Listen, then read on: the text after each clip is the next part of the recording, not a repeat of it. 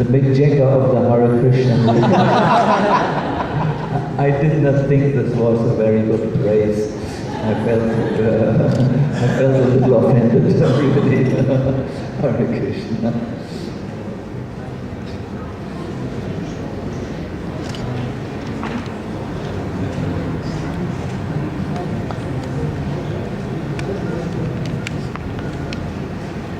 You are not supposed to hear this is private.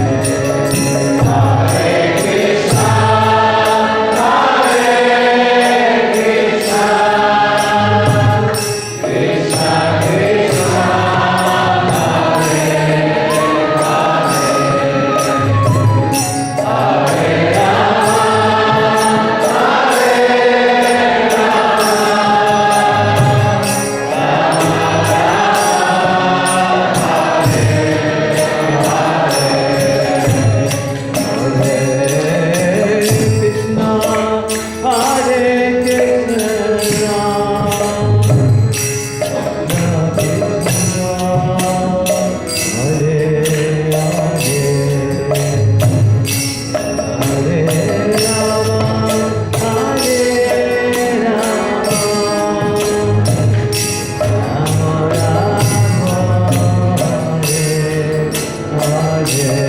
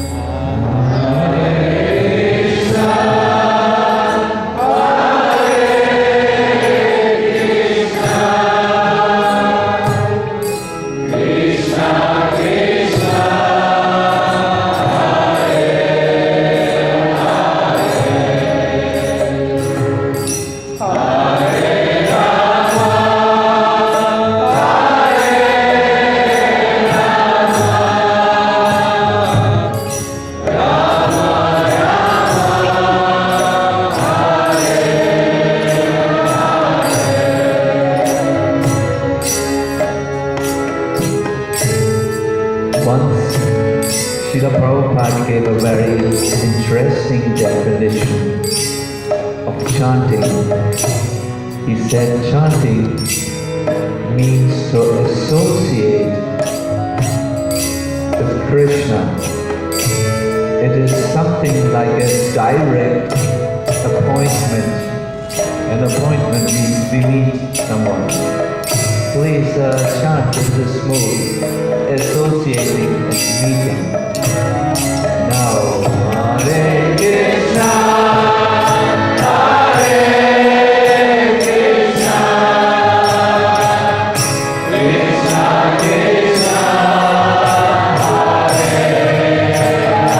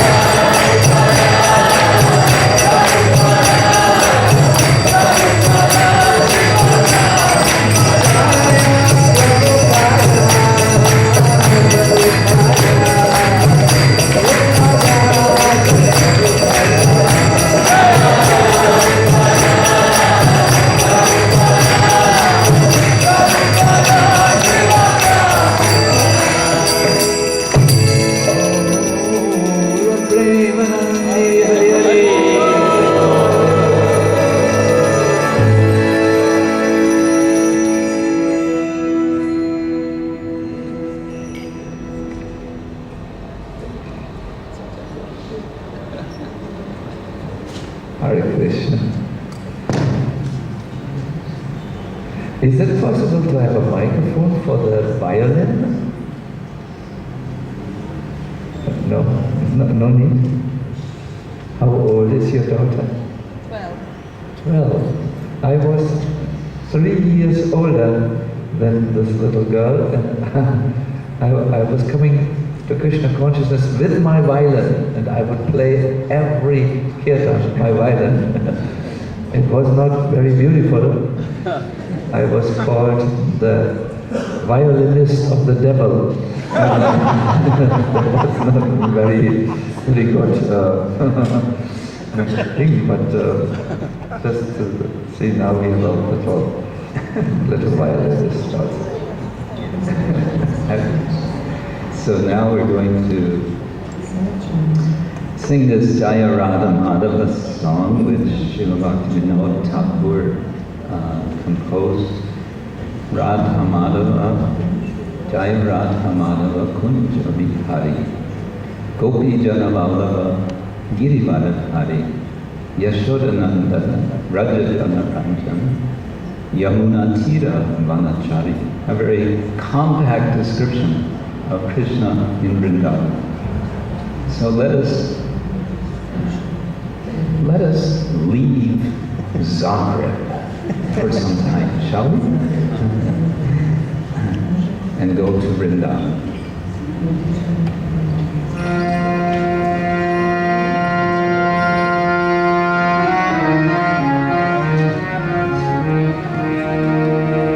Jaya Radha Madhava Jaya Krishna Hari Jaya Radha Madhava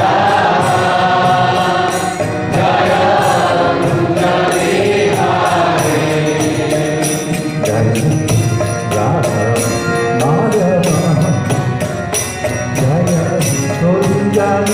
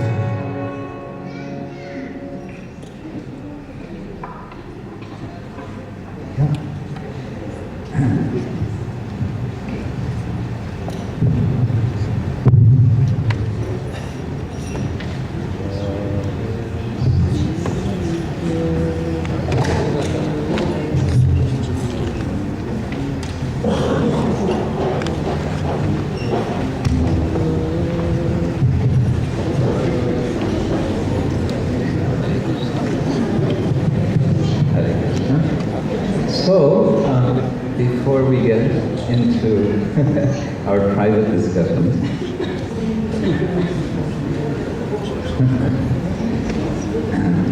Have no fear, we have something to say. Namo Vishvadaya Krishna Kshetra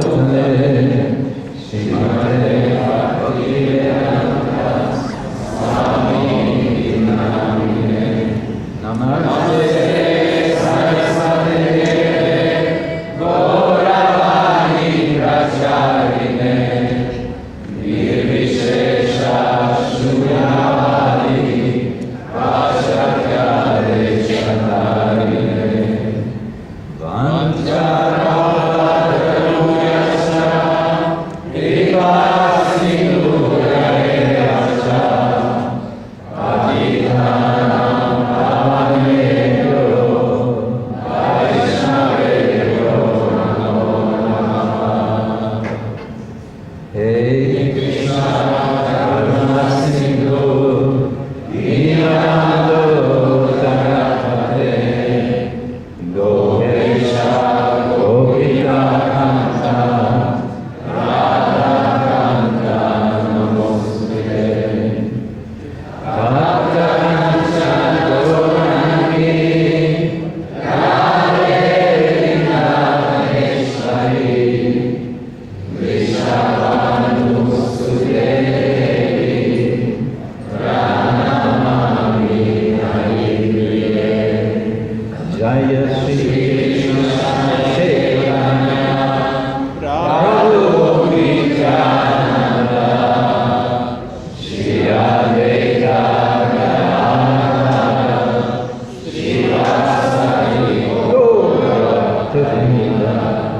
Hare Krishna Hare Krishna Krishna Krishna Hare Hare Hare Rama Hare Rama Rama Rama Hare Hare Hare Krishna Hare Krishna Krishna Krishna Hare Hare Hare Rama Hare Rama Rama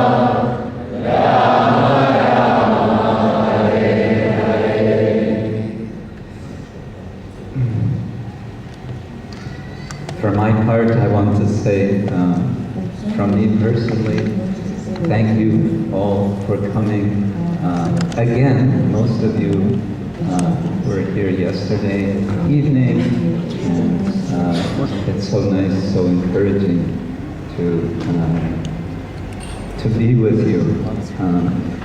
The program yesterday and also today is has an official title of Sadhu Sangha.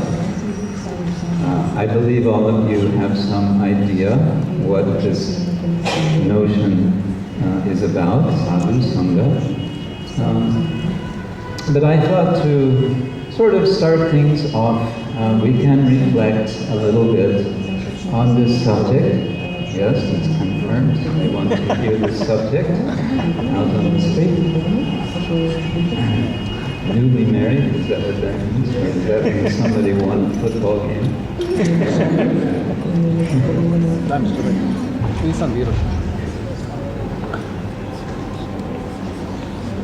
Oh, is it possible to remove the translation voice from our box here? Yes, thank you. Yes.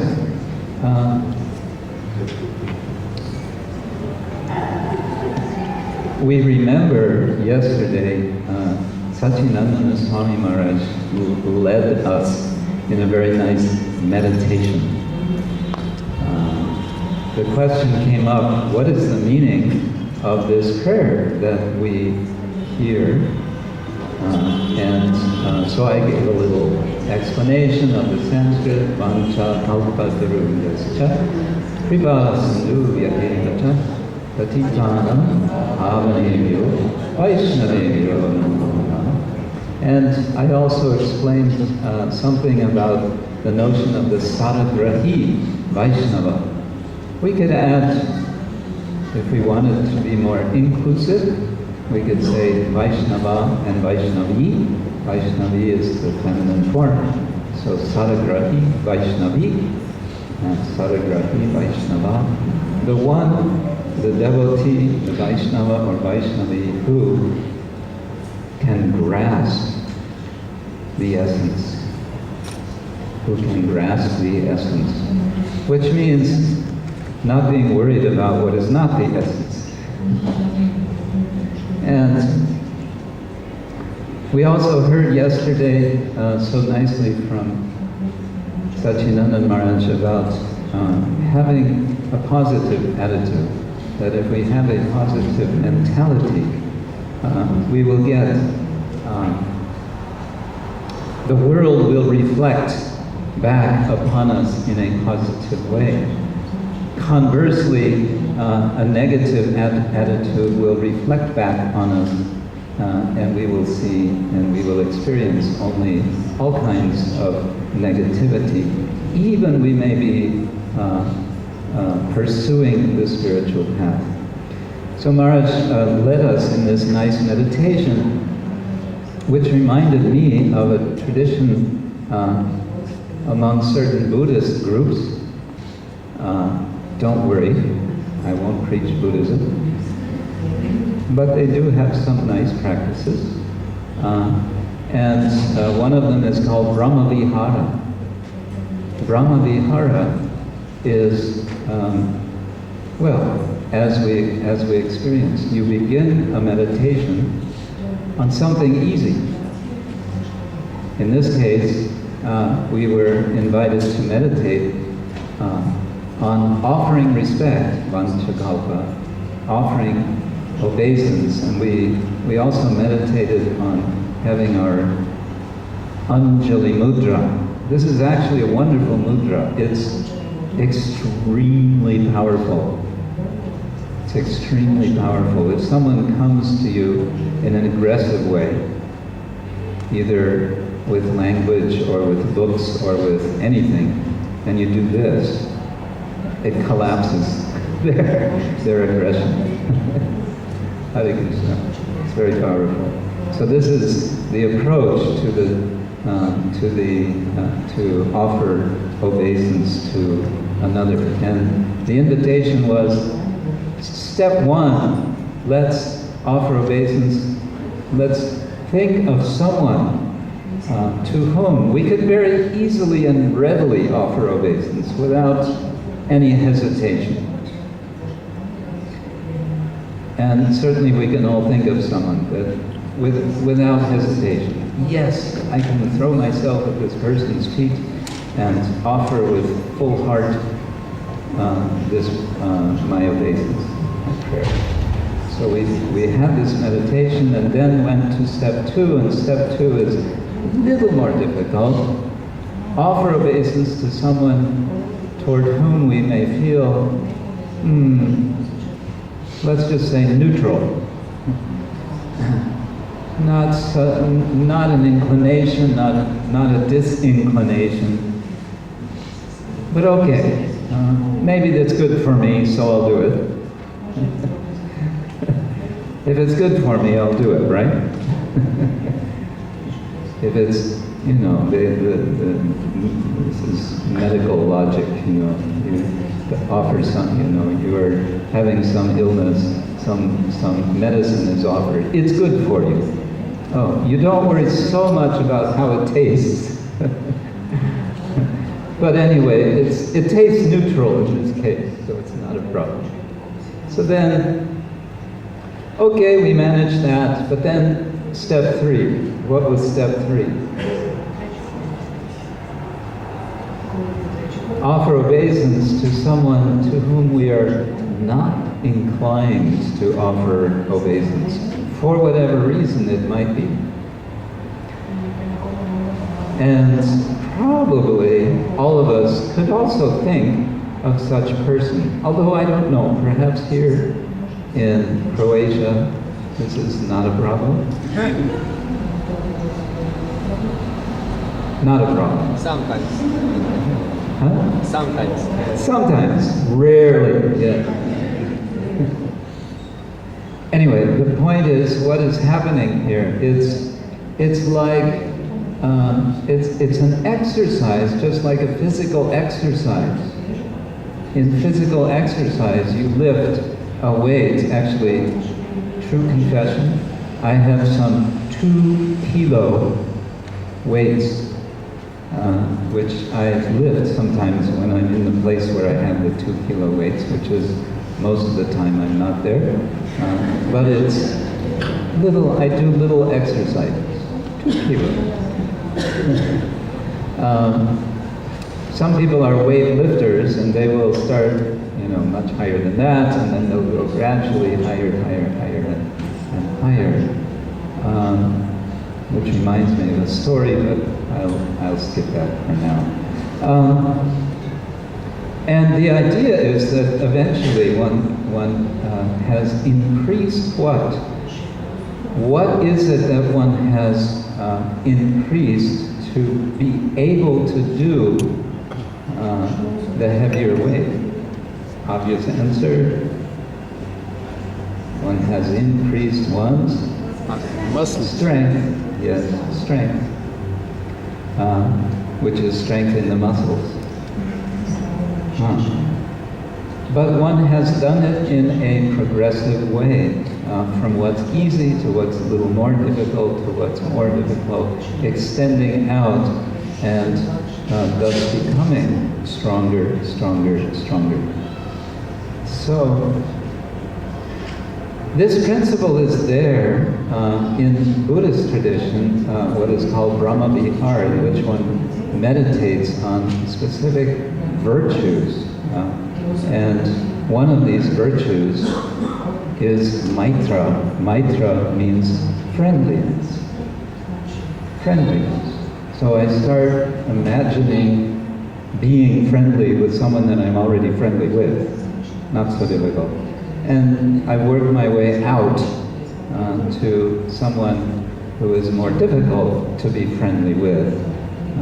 And maybe then extend that even further out to someone who considers me as an opposition of some sort, an enemy or whatever.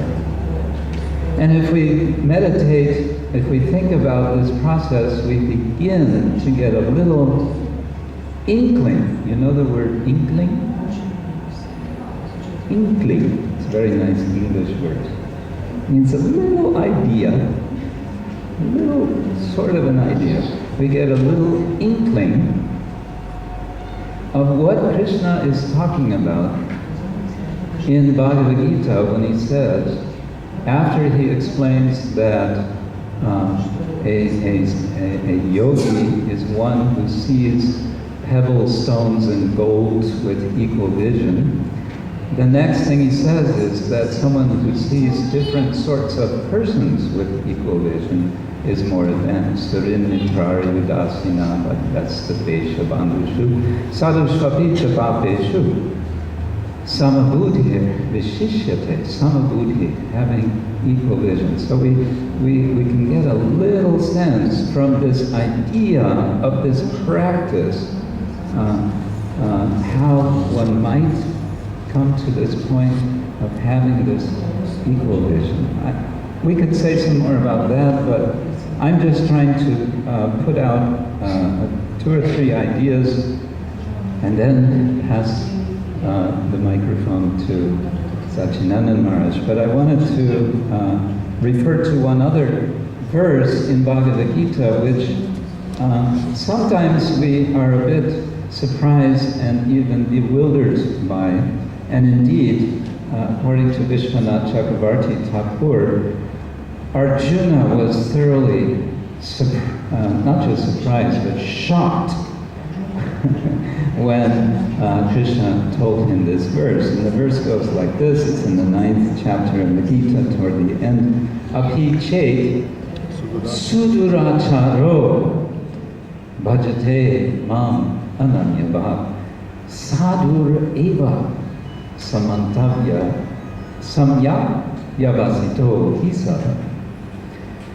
even if someone commits not just dur achara, not just something bad, but sudur achara, something really bad. And that's what shocks Arjuna. Wait a minute, Krishna, what are you saying? I can't believe this. And Vishwanath Chakravarti Thakur says at one point, Krishna becomes red with anger. And he says, declare it boldly, O Arjuna, that my devotee never perishes, with his eyes red with anger, not anger,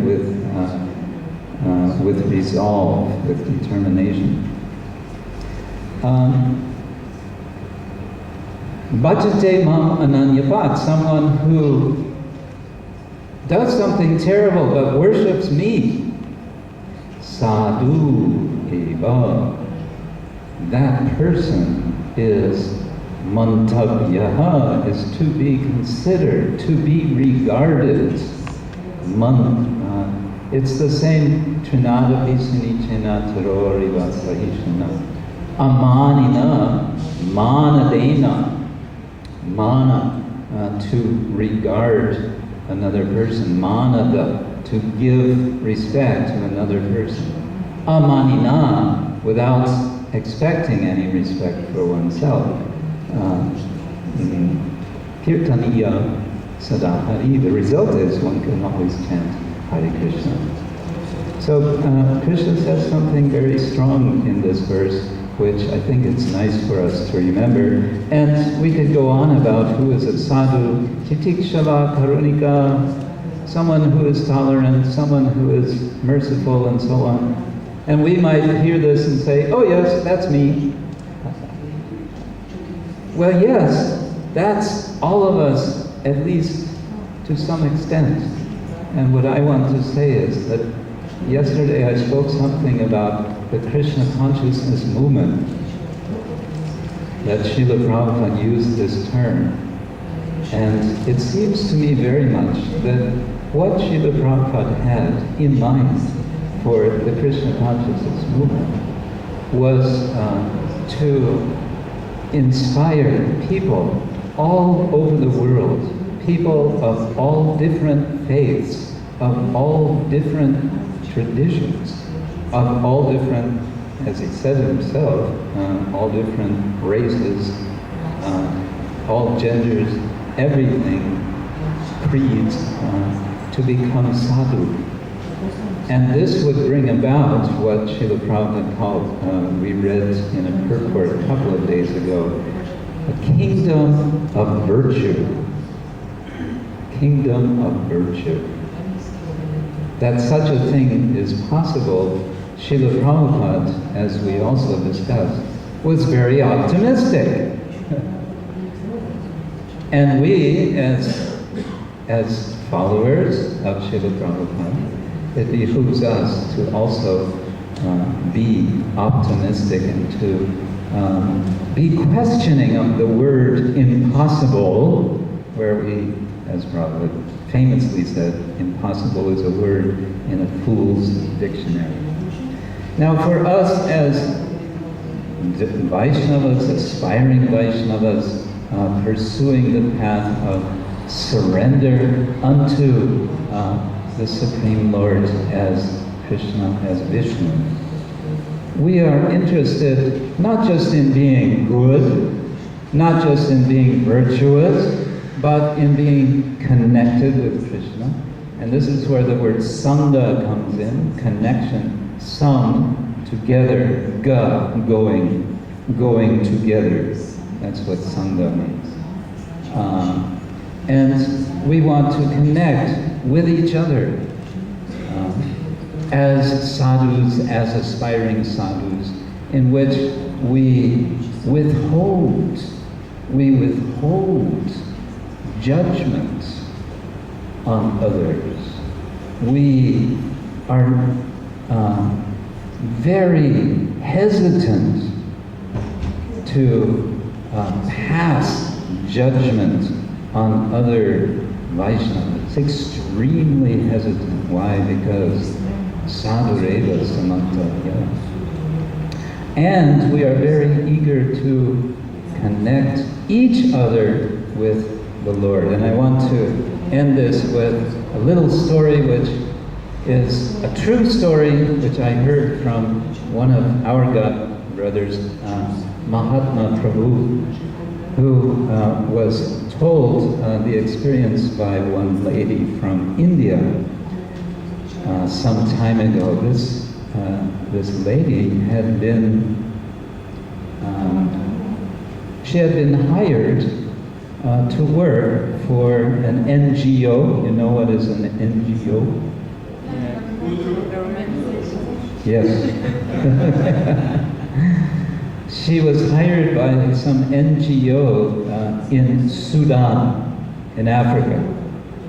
So she flew from Africa, flew from, I think, Mumbai to Africa, and she came there and she started her work, working for this NGO, which was, you know, helping extremely destitute people, people with terrible diseases. They were arranging for medicine for these people, something like that.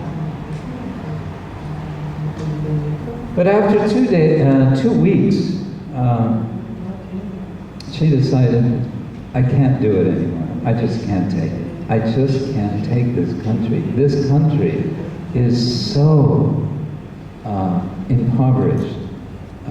The conditions here are just so miserable that it's just getting me completely depressed. I don't think I can't do this anymore.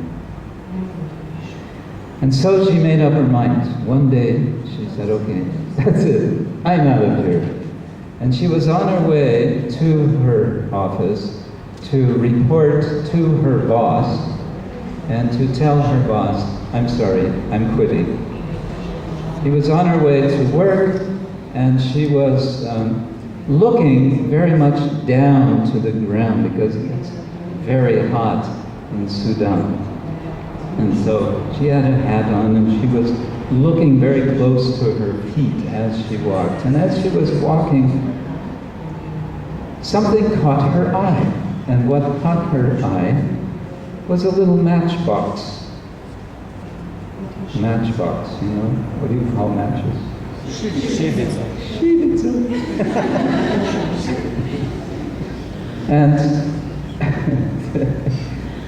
what was special about the matchbox? She stopped, she picked up the matchbox, she looked closer. There was a picture of Krishna on the front of the matchbox. She's from India, she knows about Krishna. And she stopped and she said, Krishna, are you trying to tell me something? All right. And she went, she continued to work, and she did not go to her boss to quit, but rather she continued her work, and she stayed there for the next 2 years. And then later she reported this to Mahatma Prabhu, and she said, I learned a lesson from this. Would you like to hear the lesson? Yes. Are you sure? Yes. Okay. The lesson is very simple. The lesson is that Krishna is just one thought away. Krishna is always just one thought away from us. That's not very far away because we have so many thoughts. Yes? So many thoughts. So just one thought for Krishna, and then Krishna comes running to us. So that's our Krishna consciousness movement. And this movement is an opportunity. And as we also just heard, let us be grateful for such opportunity, for circumstance we find ourselves in.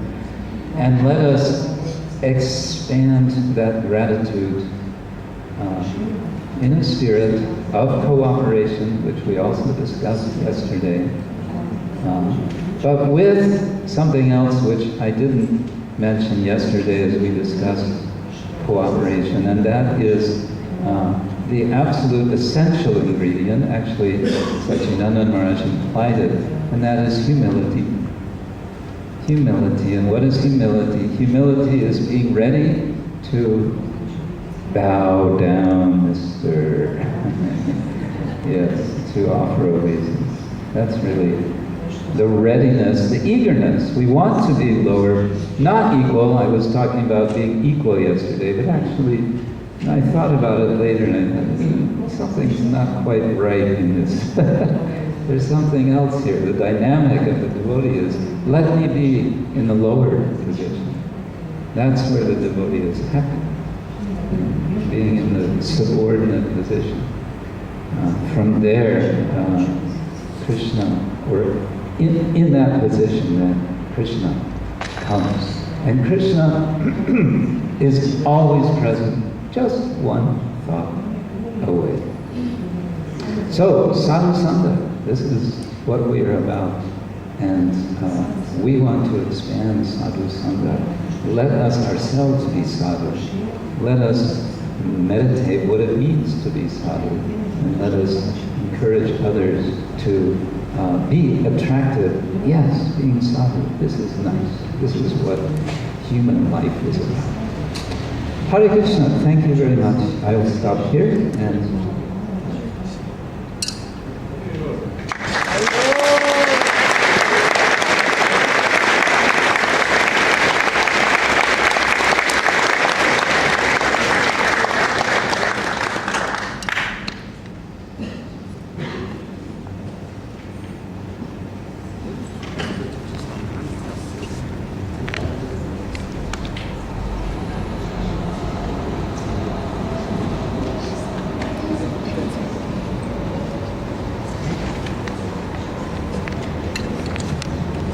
Hare Krishna. Also nice to hear such a gentle Vaishnava who's able to touch our heart with his messages. I very much appreciate what Krishna Kshetra Maharaj shared with us.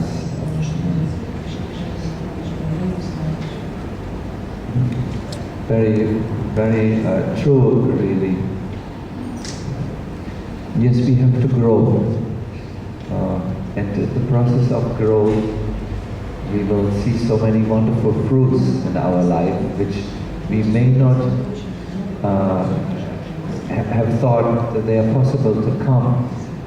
But when we are really willing to grow and to learn our lessons in life, there is a great opportunity for us to discover miracles, really. I thought this evening to do what is announced, to talk a little bit about Krishna personally. And I've chosen a very important pastime of the Lord, that is where Sudama Vipra meets Krishna. I remember when I was a little child, a little boy, I would very often imagine how would it be if I would go to heavens and meet God. It was a regular meditation. I was actually there was a very pious and religious episode in my childhood. I was very, very pious. Prayed every evening for a long time, and I kept wondering, how would it be if I would be introduced to Krishna? What would Krishna say to me, and what would I feel in relationship to him? So there is a pastime where the Lord is receiving his devotee Sudama, and it's a very nice, if you study the detail, because you will find some principles which will also apply to your own becoming more Krishna conscious and having, seeing Krishna more with eyes of love. So I wanted to narrate this. It is described, someone who hears this pastime will finish his repetition of birth and death. So when we leave this hall, we will not be born again. and it will be very good for our spiritual advancement. Let us enter Krishna Katha like it is discussed in the Bhagavatam, by really drinking the nectar through our eyes, hearing it with attention as a service to Krishna, and feeling bhakti rise in our heart. So please chant with me. Namo Vishnu Padaya Krishna Vestaya Bhutale Srimate Bhakti Vedanta Swami Niti Namine Namaste Saraswati Deve Gauravani Pracharine Nirvishesha Shunyavadi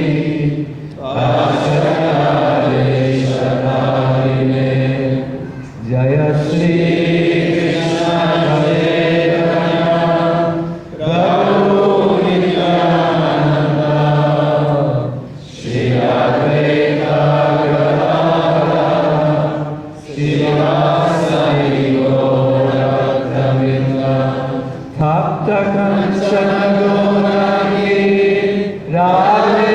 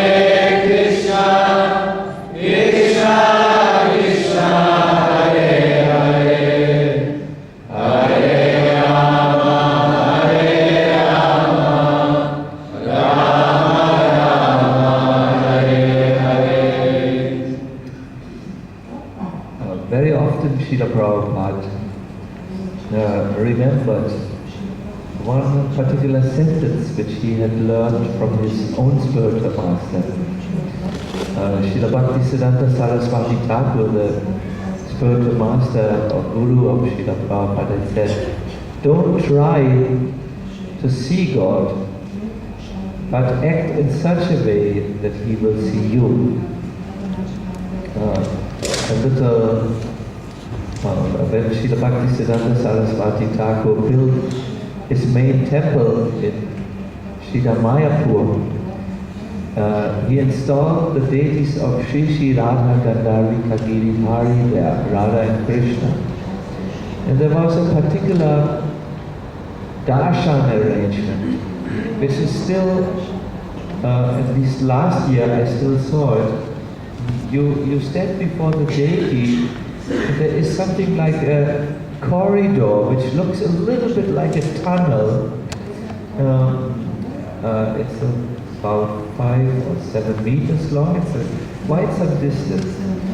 And when you are a little bit too much to the left side or a little bit to the right side, you can't see the deities because vision is blocked by this tunnel-like construction.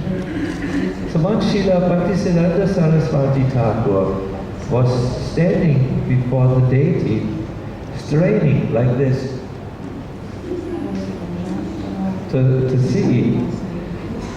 And one of his disciples remarked, "Oh, it is very difficult to see Krishna, isn't it, Guru Maharaj?" Bhaktisiddhanta Saraswati said, "It is impossible to see Krishna. With these eyes we cannot see the Lord, but we can act in such a way that He feels pleased to look our way." And this idea is maybe one of the main philosophical contributions of Srila Bhaktisiddhanta Saraswati Thakur. He always made it clear that we are not the seers. We can never see God, but we are the seen. We can be seen by God. Just imagine a little bit if now an ant would crawl over my nose. This ant would most probably not be able to see from his position myself, nor would he be very interested in me, because I'm something he cannot understand. So big, I don't even have 6 legs. I'm really a very misfortunate creature in his eyes. And he would not see me and understand me because he's too small. But I can see the ant very well, and I can see it crawling over the pages of my notebook. In much the same way, we who are so limited, so conditioned, cannot really hope to see God, but we can act in a way that He sees us. Imagine all of you at this moment, if Krishna would look at you and into your heart, what would He see? I'm not thinking of your frisura, or because I was not so interested, or your new t-shirt, I love Vrindavan or whatever. But when Krishna would look at you, what would He see at this moment? When you walk through your week and act, what would Krishna see and how would He see you? Maybe it's something like Krishna Kshetra Maharaj said, maybe he would shake his head, when will he ever become normal? he might feel like that. So in Krishna consciousness, we really want to stop as often as possible and ask ourselves the question, what will Krishna see now? And the moment you ask this question, you will immediately see that there is an improvement in your life.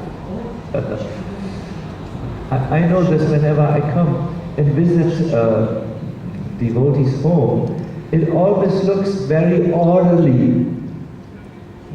Everything is in the right place, there is no mess, and so on. Because they ask themselves, what will Sacinandana Swami see when he comes into my apartment? Let me better put the DVDs away. It's a normal inclination which we all have. When we have someone who is dear to us and he comes as our guest, we ask ourselves the question, what will he see now? And we want to be seen as in our best. So this meditation, when you ask yourself, what will Krishna see when He sees me? When He sees me dealing with a certain situation, making certain decisions which either are meant to benefit others or which are meant to benefit us. What will He see? Will He be pleased with what I do? This is a very good meditation which keeps us from doing things which are harmful to others and for ourselves. So, there's one great devotee who was seen by Krishna. His name is Sudama. He lived in a little village which is now known in India as Sudamapur. Not pure like pure fruit juice, but poor like Puri, like town, Sudama town. And he was very, very poor. He was so poor that he could not afford a regular meal, and as a result his veins stood out. He was so skinny, maybe like Mahajwala. Very skinny, not so much to eat, and so on. And his wife, his name was not Anuradha, his wife's name was Shushila. She came and said, "Oh, we are very poor." "Yes, no problem," said Sudama. "We have Bhagavad Gita, no problem. No, you're very poor and you're getting more skinny as the years progress. We need to do something to get enough wealth in our home. You have a friend, you went with him to school, Krishna, the king of Dwaraka. Why don't you go and ask him for a little financial support?" And Sudama said, "I don't want to ask the Lord to help me with material things. I can't imagine." But his dear wife Shushila, who loved him so much and cared so much for him, kept on, poking him. I heard from Grihastha that's what the Matatis do when they want something. They go, they always come. So finally Sudama said, "Okay, I go. Let's have peace in our household. I go. What can I bring with me as a gift for Krishna?" And Shushila said, "Nothing. We are so poor. But if you want to give a gift, I will go to our neighbors and I will beg some rice." So Shushila went and she came back and she had a little pouch. Pouch means like a little bag of this very, very poor rice. It is called broken rice, and gave this to Sudama. "Take this with you to Krishna." So Sudama took this pouch, he put it over his shoulder, put it here in his armpit, and started his journey to Dwaraka. He walked the distance of 104 kilometers on feet to come to Dwaraka. When he came to the shore, the beach, he saw the island in the distance. There was a boat, some other brahmanas joined him and they went by boat to the island of Dwaraka, and they wanted to enter the town. Now the town had 6 town gates, one after the other. I met today Divya Prabandha, who has visited many times the Sri Ranganath deity. And as you visit, you have to also go through many gopurams, through many, not many, but a few gates. I counted 5, but maybe it's more or less.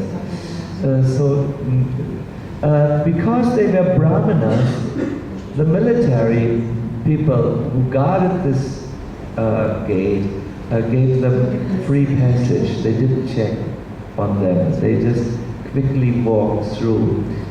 When Sudama came and had passed through the different gates and was now inside Dwaraka, he was a little bewildered. He saw many palaces. How many palaces had Krishna in Dwaraka? 16,000. Yes, 16,108 palaces. Imagine you want to go to Mahajwala and split, and you find out he has 16,108 addresses. It's very difficult to decide where will I go. So Sudama thought, where will I go? And he decided, I will go into the palace where Rukmini Krishna is, where Krishna together with his wife Rukmini is. So as he was walking, he had this feeling, will Krishna remember me? It's so long back when we were together in the school of our spiritual master, Sandipani Muni, the Gurukul. Will he actually remember me? And will he care for me? Isn't that sometimes we as devotees have also this question, I'm so insignificant, I'm so small, will Krishna care for me? Is he at all interested in me? I always think he's not interested in me. He must be interested in Krishna Kshetra Swami, or maybe Praladananda Maharaj, or be Krishna Maharaj, or be Bhakti Tirtha Maharaj, or Bhakti Charu Maharaj. But in me, I am very, very normal, very unimportant. So Sudama felt like this. Will he care? He has over 16,000 palaces. Will he care for me, the poor Sudama? So he went.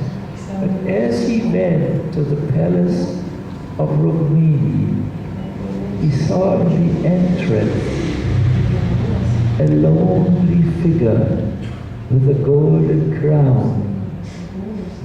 And as he came closer, he saw Krishna was already waiting in the entrance of his palace. And when he saw Sudama, he very quickly moved to Sudama and said, you have come, thank you, you have come.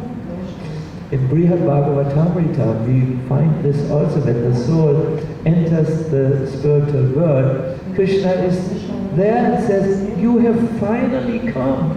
I was waiting for you so long, and I looked down the path. When will he come? When will she come? But you did not come. Now you have come.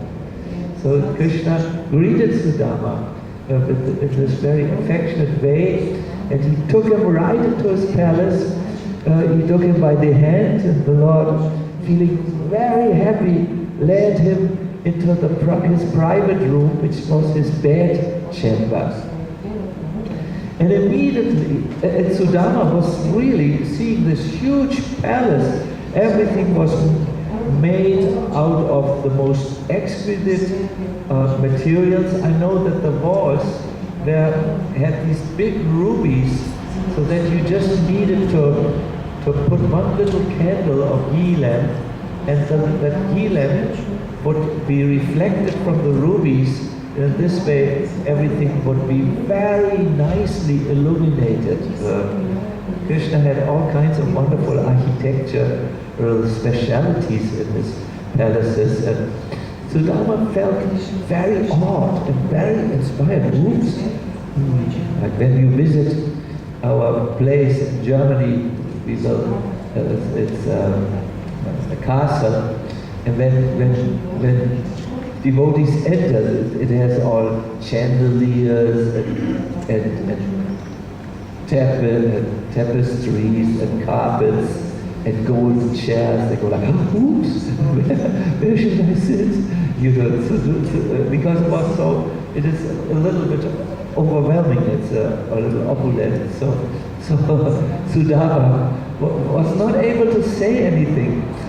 Krishna brought him and said, Siddhi, and asked him to sit down next to him on his personal bed. And then Krishna opened the conversation and said, Sudama, you have come. Do you remember the time when both of us were together in the ashram of Sandipani Muni? Yes. I remember. Do you remember how once there was not enough wood for the sacrificial fire, and the wife of our Guru Maharaj said, we need some fire wood. Yes, I remember, I remember, said Sudama. And no one else of the boys wanted to go because we saw there was a storm coming up. Yes. And we went, said Sudama. Yes, we went, said Krishna. And we picked up the wood, but right when we had collected the wood, the rain came down, the monsoon came down. It was so bad.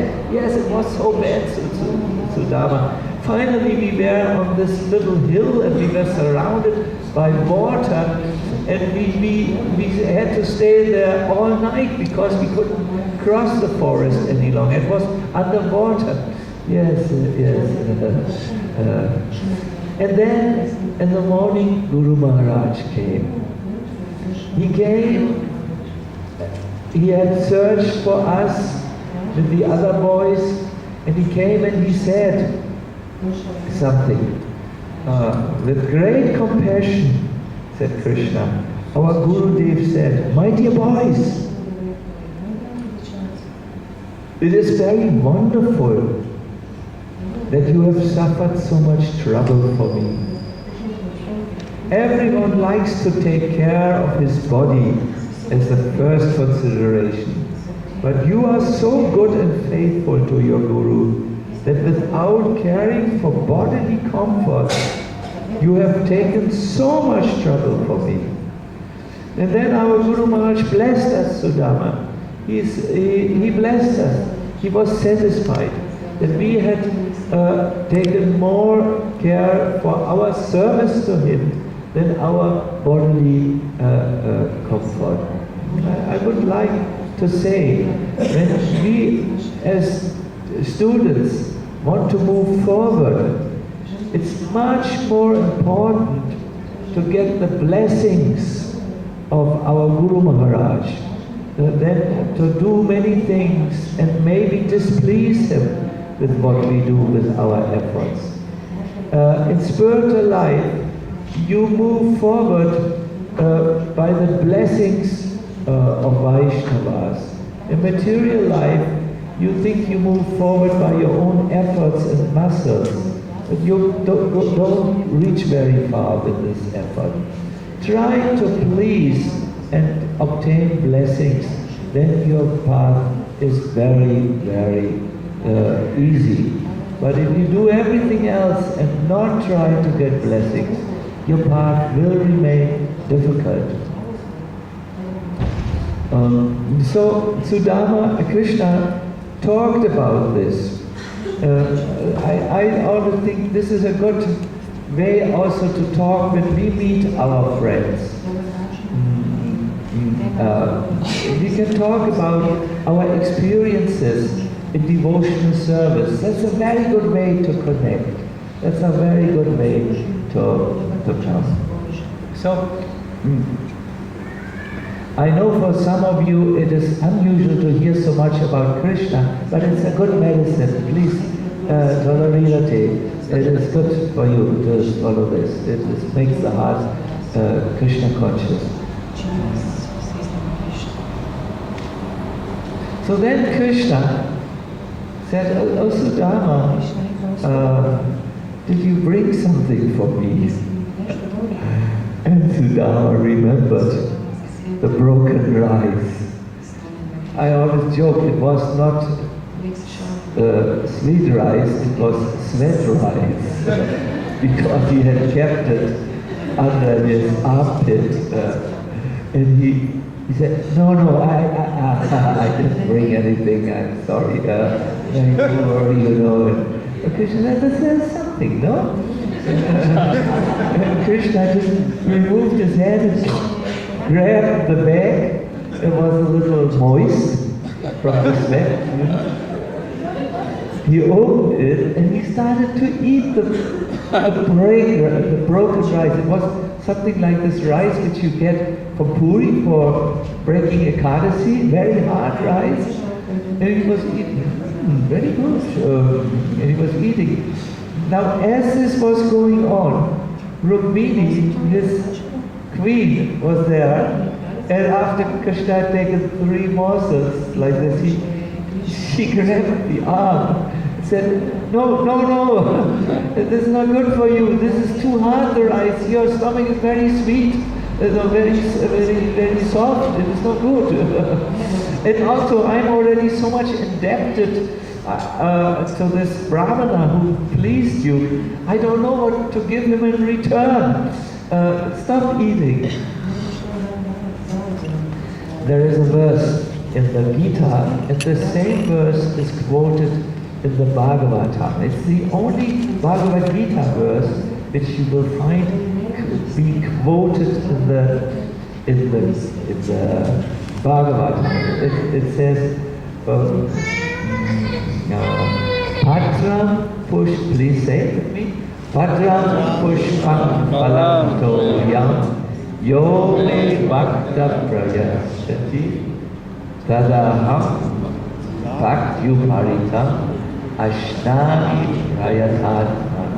There the Lord says, whatever my devotee offers to me, a little fruit, a little leaf, some water and a flower, I will accept it if it's done with bhakti.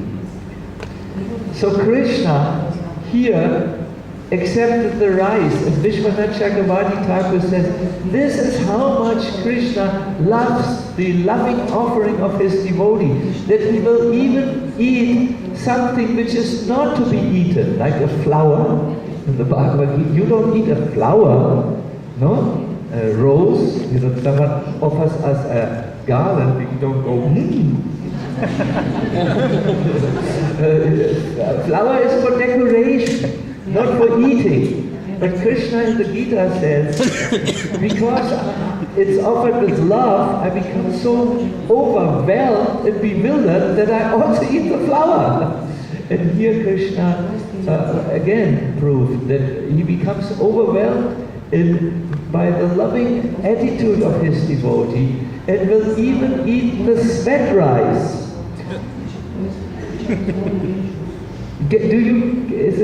Have I explained the point in a way he can understand? Krishna has so much love, and in fact that's all he wants. He doesn't care so much about the different offerings. It must be done with bhakti. Therefore in this verse, Bhatram Pushpam Phalam Toyam, the word bhakti appears 2 times. It's repeated for emphasis, so that we get it in our heart. The Lord is interested in bhakti, and when bhakti is there, he's overwhelmed. He even makes a mistake by eating the flower or the rice. But out of love, this is done. Do you remember another incident where Krishna accepted something which is unacceptable? Yeah. That was the Gauranga Leela and Vidura. Yes, you know everything. When Krishna came as a messenger to the Pandavas, he came to the house of Vidura, and Vidura's wife was so overwhelmed. The Lord wants to come to our poor house, and she just wanted to prepare something, so she prepared some bananas, but out of mistake, she was just so nervous, she threw away the banana fruit and just offered the Lord the peel. And the Lord saw this was an offering of love, and he just ate the peel. Hare Krishna, this is love. The next day he came to Duryodhana's house, a palace, and Duryodhana had gotten all the good cooks of his kingdom to cook the best meals. And Krishna said, I'm sorry, I can't eat your food, because to eat you must either be hungry, and I cannot be hungry because my body is Sacinandana. I'm never hungry. Or one also eats when the person offers the food with love, even though one may not be hungry. I think you know this from your Croatian mothers when you come home and again she has cooked a pile of pizza and so on. And you, Mama, I'm really not hungry. I came here for something else. But no, you eat. And then because Mother loves us so much, we eat more. Because there's love.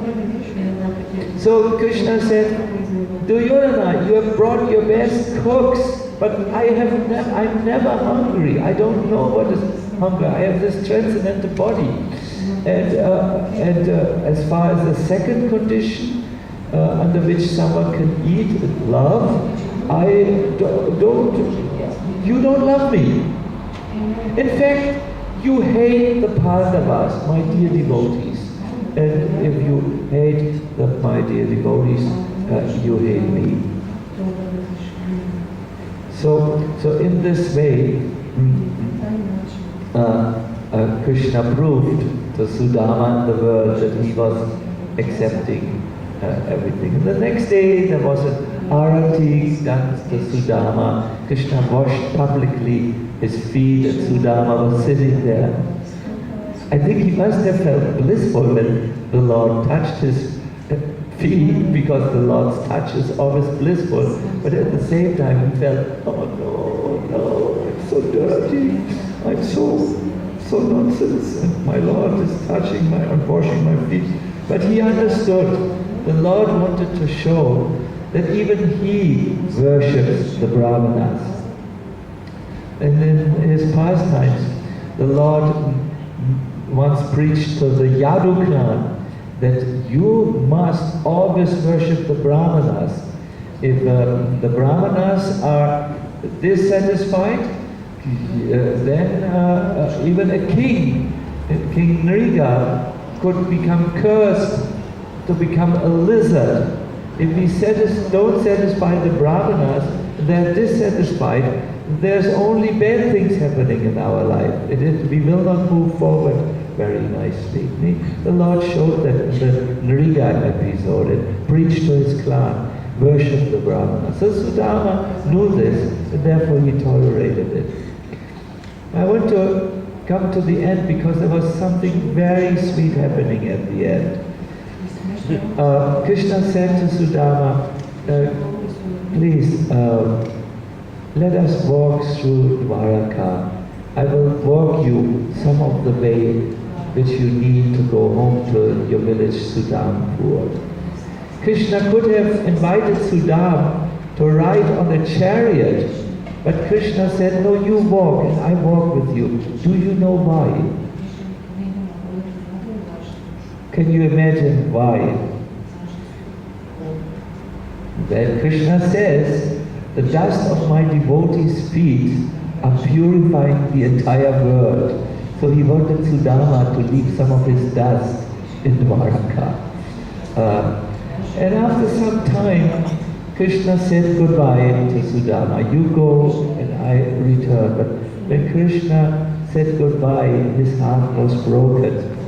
Sudama's heart was broken when he had to say goodbye to the Lord, but also Krishna's heart was broken. Do you know why? It's difficult. I read all this, so I can. Sudama and Krishna felt in his heart, I cannot respond the love of my devotee. Sudama went out of his way to come to me, and he gave me a present which was more than he had. He had to beg for the broken rice. Now I want to give him something which is also more than I have. I want to return the gift in kind. But I don't have anything which is I cannot beg because everything belongs to me already. I'm the Lord of everything. So I cannot give him something which I don't have. Sudama has given me a present which is beyond himself, beyond his abilities. But I cannot do this. Oh, again my devotee has defeated me in the arena of love. And he went back to his palace. And Sudama, when he returned, he felt, he wanted to go to his little hut, greet his wife. You remember the name of the wife? Sushila, yes. But there was no hut. No hut was available. Instead, there was a huge palace.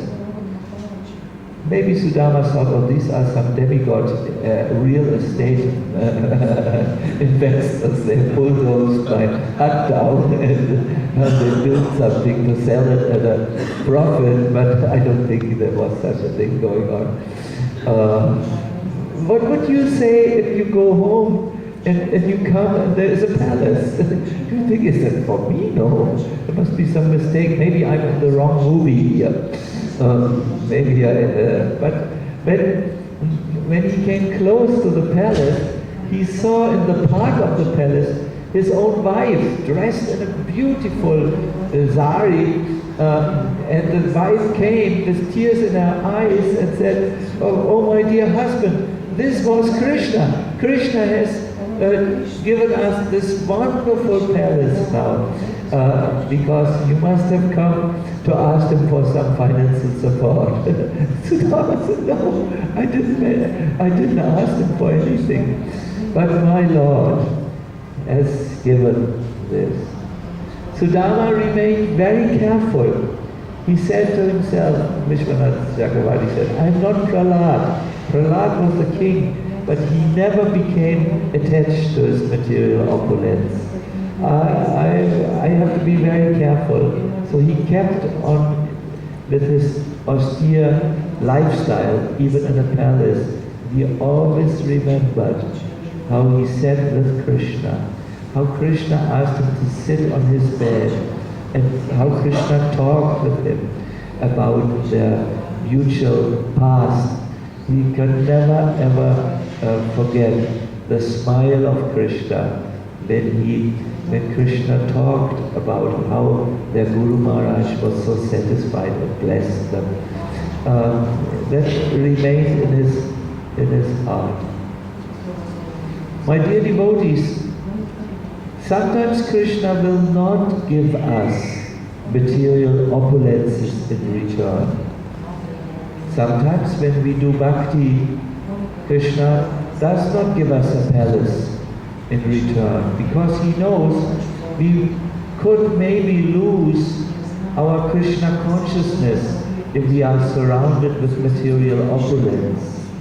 And the Lord always knows what is right for us. And when we turn to him, he sometimes may purify our vision by giving us a purifying experience. But please know, just like Krishna showed in the Sudama episode, where he received Sudama so lovingly, where he accepted his gift, and where he responded in his amazing ways, Krishna always receives each devotee. I like very much when Krishna Kshetra Maharaj said, Krishna is only a thought away. I sometimes say, like Maharaj, Krishna is only a prayer away. Both are the same, expresses the same thing. He's very close. And I would like you to inspire you for a meditation. Please think about Krishna seeing you. Just like he saw Sudama coming and making an arrangement for Sudama, please think in your life, Krishna sees me. And ask yourself, is Krishna satisfied with the way I am acting now? Is Krishna satisfied with the way I'm thinking? Is Krishna satisfied with my plans? And I think if you introduce this meditation or thought into your life, you will very quickly grow in your Krishna consciousness and leave away those things which don't please Krishna and do the things which please Krishna. You will grow very quickly. If you don't want to do this, there's another meditation. Think that you will die in one day. And what you think, if what you do at the present moment is good enough to convince Yamaraj that you are a good soul, that will also help. That is for those who are a little new and fresh in spiritual life. They can do it like this. They like to be fear-inspired in their lives. When they are afraid, they do things. And others like to go more when they are inspired by attraction to Krishna. So, good. This is what I wanted to share with you. It is personally for me a very nice or interesting Leela, because as a child I always was meditating about this, that maybe one day I was also meditating, what would I ask Krishna if he would, or God, if he would ask me, what do you want? I was thinking about it, and when I was a child I said, I will want magical wand, you know magical wand. Stick,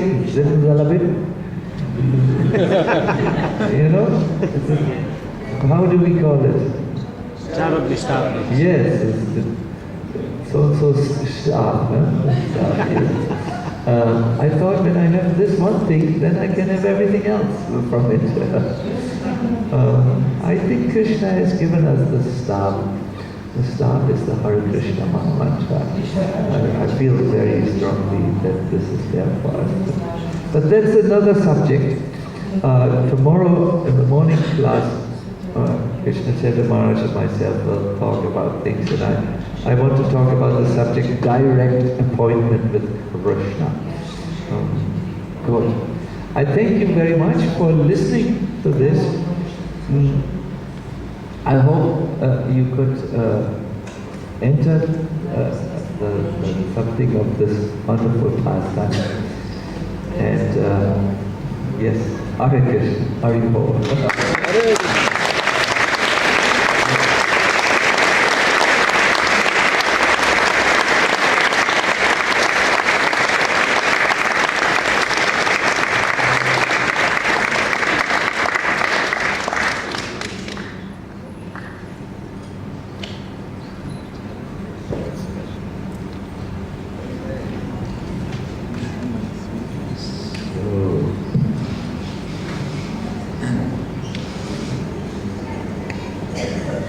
We would like to invite you to now, well, how to put it, we're open for discussion. And this we usually might say, please ask something in relation to what we have spoken specifically. I'm inclined to make it more broad. If there's something else, something on your mind, whatever it might be, we can discuss. We have a microphone here now. Oh, here we are. Microphone is coming.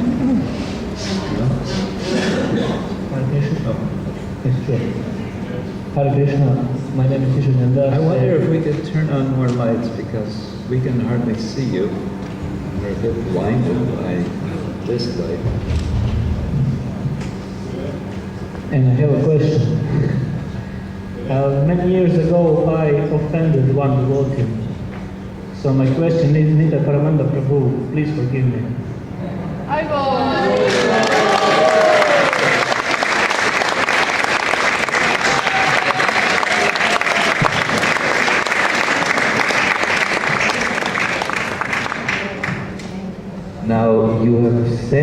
something. What will you do now? It's very important. When we want to be excused, it's not a matter of just saying it. You will have to make contact and serve that devotee. It's very important. Otherwise it is only words, but it should get substance. A wonderful point. Thank you so much. And thank you for your courage. Courage. Ooh, very heroic. You are a heroine. Hare Krishna. Thank you. If I can please make a question at some point from the lecture yesterday, I remember Sacinandana Maharaj with Prahlad saying that Prahlad Maharaj was not really understanding his father as being like a villain, like a bad person. He didn't really understand him like he's evil and he should be punished or something, but he didn't really take him very seriously. He's just a normal people. So I thought there is some great wisdom there. So maybe you can explain to us how when we see maybe other devotees maybe doing the right thing, in order not to criticize them, like just or criticizing us or something, people doing something bad, so not taking it very too much seriously, but try to actually preach to them or help them. Moti, we don't really hear so much because can you put that in the speaker? Okay, but then you also ask in Croatian. Okay.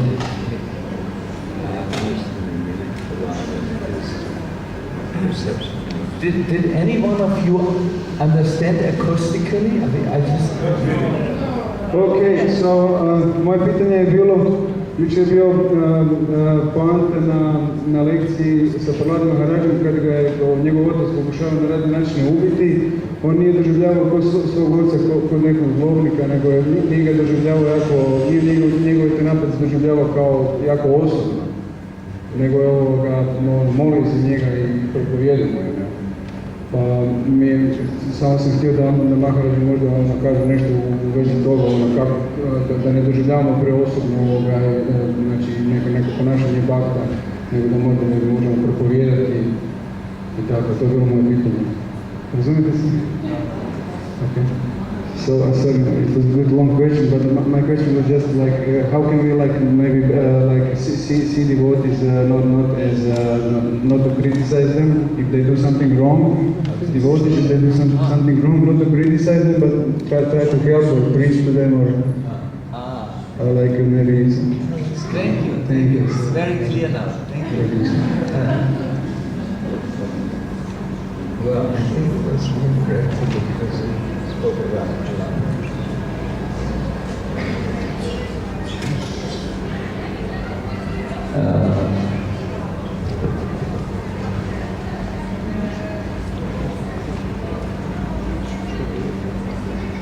in general, I think Krishna Kshetra Maharaj has very nicely expressed that we are very hesitant to judge.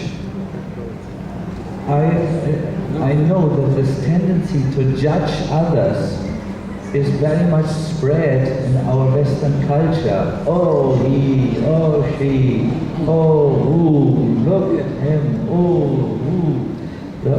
There's a whole newspaper media about this judging and about so on. It's something which in spiritual life we don't want to do for two reasons.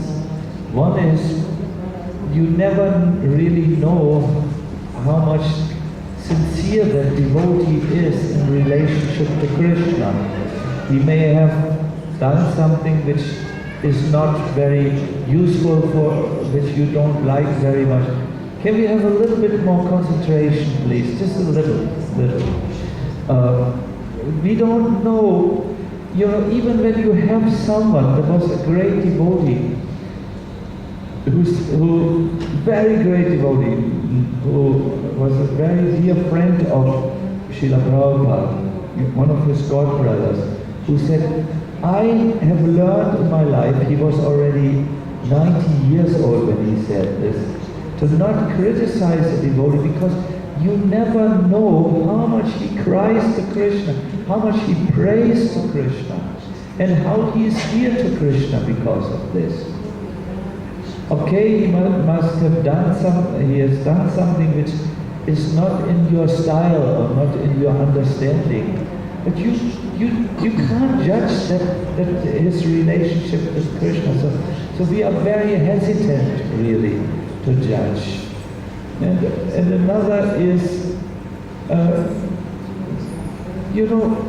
the Lord looks at every one of us with kindness. He's satisfied with all the efforts which someone does, and so on. And because we want to please the Lord more, we will not quarrel with our brothers and sisters. It is because he feels pain in his heart when he sees it, just like a parent. I remember we were 3 boys in our family, and it was not always easy because each one of us, my older brother, my younger brother, and me, were completely different. When you see us next to us, we look like people from different universes. And I know, because I met them all. Yeah, and we think also totally different. But I remember how sad my parents were when we were quarreling. Oh, and how my mother is now 90 years old. When she knows that I'm phoning my brother, it's the news of the day. Oh, they are together. So in the same way, for Krishna, we don't want to do this. And if there's anything to be corrected, there is also a forum to do that. There are responsible Vaishnava forums where this is done. But it's we must stop being so critical. And many times we make a big mistake. I think you know me a little. I'm extremely critical, being from the family I am, being from Germany. And I remember once Krishna told me a lesson. I gave a lecture in Zurich at the temple, a Sunday feast lecture, and I was really in my mood to explain everything, and one step after the other. And in the midst of the talk, I saw 2 people turning to each other, and the one person started to make gestures to the other person, and the other person also made gestures. And I thought, wow, should I now throw an atom bomb in their direction? Why do they disturb so much? They ruin the whole atmosphere. I felt like this. So I had finished the lecture, and then people came to talk and to ask questions. And then these 2 people came out. I saw them in the line. And I thought, my God, now you are coming to me and you will get it the German way. And you will never forget this meeting with the Swami. Then they came. And then this one person said, your lecture was so good. I decided to translate it to my friend who is deaf. He cannot hear anything. So I spoke in the deaf language, sign language. What? Oh, I said, I have to beg you, please excuse me. I was thinking you disturbed, but your friend is deaf. Yes, he's deaf. You never really know 100%. You don't know the past life of someone, what he has gone through. Even if someone attacks you publicly, you do not know. They most probably want the best thing, and they have some understanding, some problem maybe in their own lives, something is not work. I don't know, something happened, something bad, and so on. It's no, we should not criticize. And Krishna is more satisfied if we don't do this. And if you allow me, maybe you will not invite me again if I say this. I have noted, especially in the previous Yugoslavia, everyone talks about everyone, and at the back of everyone. This I saw so many times. And, but of course our devotees are absolutely free from this tendency. That is what I just speak about the Kami world.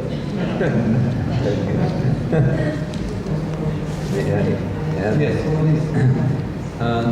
There's a nice little, what we call in English, rule of thumb. You say in German, Daumenregel.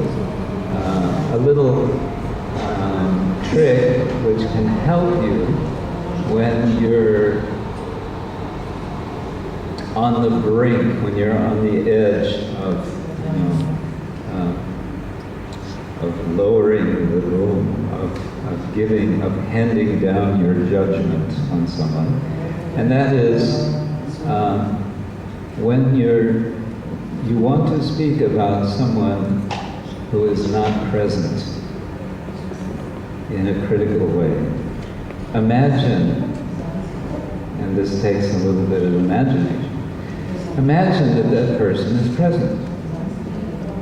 So you're speaking to your friends about this person who is not present. But you can, it's not difficult, you can practice it. I'm still working on it, I'm preaching to myself, but you just picture that that person is also present.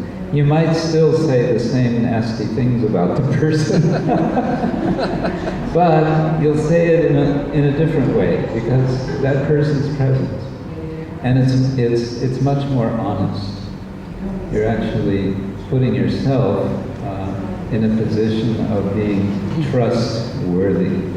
And this is perhaps the worst accusation against another person, and that is, that person is not trustworthy. I do not trust that person. What about ourselves? Are we trustworthy? And I think a very good, downright, a good trick to discipline yourself, especially in the matter of speaking. Krishna is advising us in the Gita, anudvegakaram vakyam. Don't speak in a way which is agitating to others. But all right, we still feel we have to say something. All right, what if that person is present? Well, that's the major step toward becoming ourselves trustworthy.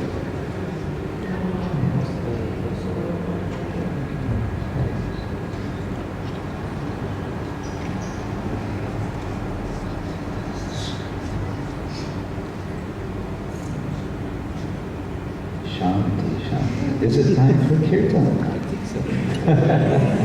Okay.